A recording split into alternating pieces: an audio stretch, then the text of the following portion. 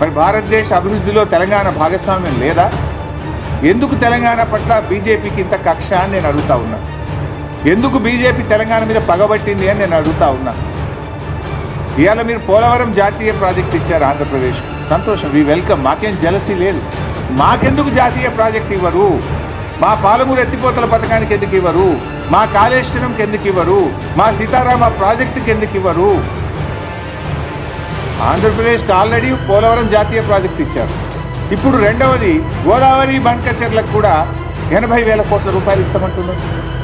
దానికి 80,000 ఇస్తారు, పోలవరంకు 80,000 కోట్లు, దాదాపు 80,000 దాటుతుంది పోలవరం కూడా. అంటే 1,60,000 కోట్ల రూపాయలు ప్రాజెక్టుల నిర్మాణానికి ఆంధ్రప్రదేశ్కు సమకూరుస్తున్నారు. అందులో ఒక పై సంబంధం అన్న తెలంగాణకి ఇచ్చారా?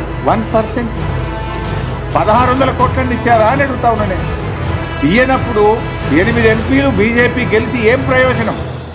2 కేంద్ర మంత్రులు ఈ రాష్ట్రం నుంచి ఉండి ఏం ప్రయోజనం? మీరున్నది పదవులు అనుభవించడానికా, ప్రజలకు సేవ చేయడానికా? ఈ రాష్ట్ర హక్కులు కాపాడడానికా? ఈ రాష్ట్ర హక్కులు హరిస్తుంటే కళ్ళు మూసుకొని కూర్చోవడానికి ఉన్నారా అని చెప్పి నేను అడుగుతా ఉన్నా.